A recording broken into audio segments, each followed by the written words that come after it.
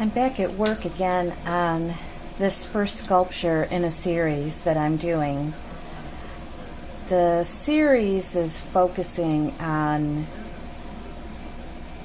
overcoming challenges, kind of a she shall overcome. So each piece is going to be relating that, overcoming some sort of challenge. I think on a larger part, the series is on authenticity and not being afraid to share what's happening to you, what your challenges are, how you're moving through them, how you're dealing with them, how you're retaining your sense of self and growing and maybe even becoming better in spite of it. So that's the series. So the first particular one I was doing was focusing on breast cancer, cancer in general. I know so many women who have been facing that. So many people that collect my art that have been facing that. And so for the piece, I'm working with a lot of different mediums in this sculpture series. I am working with clay and linen and burlap and a medium that has a hardening effect on the burlap, which is a new one to work with, and it's kind of rare in the United States. And for her, I'm doing her in a lot of neutrals. She's going to be holding something that's draped. And this is her reconstruction after her surgery. So she now has one breast, and she is putting the pieces of her life back together, the pieces of her spirit back together. So I'm going to keep her mostly neutral. In the pieces that are draped, I will end up adding some contrast with color.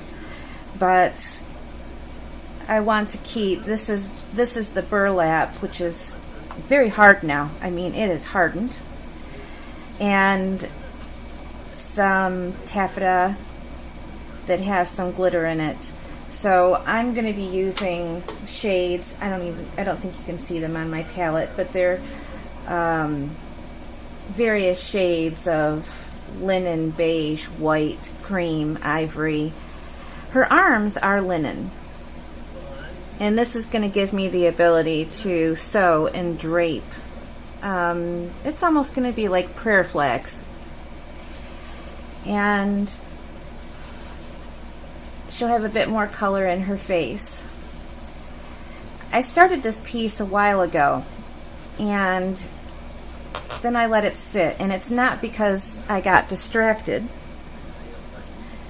but a lot of times when I'm working on different pieces, especially if they have a very significant meaning for me, I get them to a level, and then I kind of need to let them percolate inside until I'm ready. It's basically an intuitive way, I guess, to know when I'm ready to move back to it.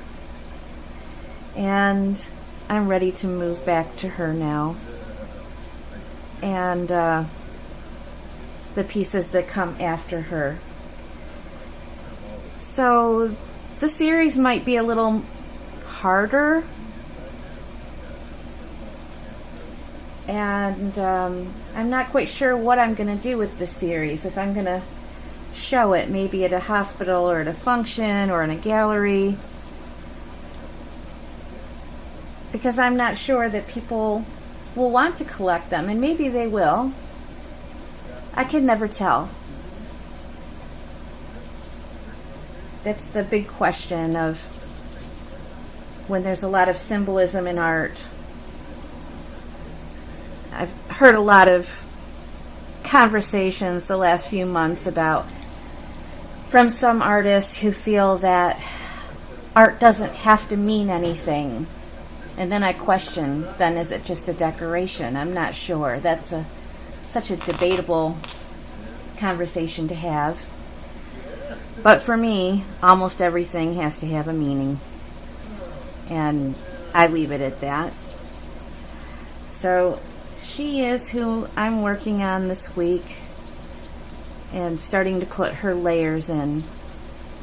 And I will show you more of her later.